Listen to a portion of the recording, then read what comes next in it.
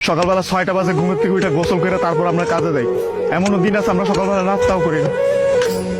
রাতের 8টার পরে আসি কাজ থেকে, আইসা যে খানা খামো ওই শক্তিটাও থাকে না, সেখানে আমাদেরকে রান্না করে তারপর খাইতে হয়। আমাদের কোনো ছুটি নাই। একদিন আমরা ছুটি পাই, ওই দিন আমরা ঘর গুছাইতে, কাপড় ধুইতে, এটা সেটা করতে করতে চলে যায়। কাপড় ধোয়ার জন্য যে মানুষ রাখবো, মানুষ রাখলে তো টাকা যাবে, বেতন দিতে হবে ওদের। ওই টাকাটা বাসায় আপনাদেরকে পাঠাই, তারপর ওইটা দিয়ে আপনারা ফুটা নিবেন। আর এই যে ইস্ত্রি করা, এই যে ভাজ আলা কাপড় পেরা ঘুরেন।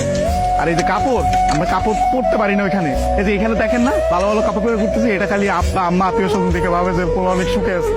ওখানে তো জামা কাপড় পরার টাইমই পাই না আমরা। কখন জামা কাপড় পরবো? সারাদিন তো ইউনিফর্ম পরেই থাকা লাগে।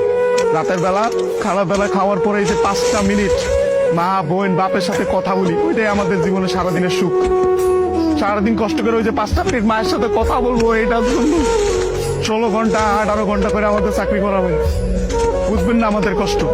আমরা হয়েছে পৃথিবীর সবচেয়ে বড় মৃত্যু, কারণ আমরা উঠতে উঠতে মিথ্যা কথা বলি। মা যখন জিজ্ঞেস করে বাবা খাইছ না, বলি খাইছি। কি বলবো, মারা তো বলতে পারবো না। মা যখন জিজ্ঞেস করে কেমন আছিস বাবা, বলি ভালো আছি। অসুখ হইলে ডাক্তার দেখাই না, ডাক্তাররা অনেক টাকা দেওয়া লাগবে। মা জিজ্ঞেস করে বাবা ডাক্তার দেখাইছিস, ওষুধ খাইছিস, বলি যে খাইছি। কিছু বলার নাই তো, মিথ্যা বলো ছাড়া কোনো উপায় নেই।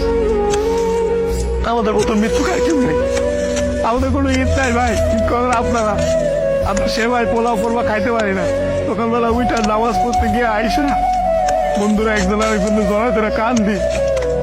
তার মা বাপ নাই, কি ঈদ করবো? ঈদ তো করেন আপনারা। আমি আমার মার চেহারা 5 বছর ধরে দেখি না। 5 বছর পরে আমি দেশে এসেছি। যেই ছেলে মায়ের হাতে খাবার না খেলে পেট ভরতো না, ওই ছেলে মায়ের চেহারা দেখি না 5 বছর। ঈদের সময় জিজ্ঞেস করে বাবা কাপড় সময় কিনছিস, বলে কিনছি। কিন্তু কি 5 বছর ধরে 1 মাস ধরে পরে ঈদ করতেছে।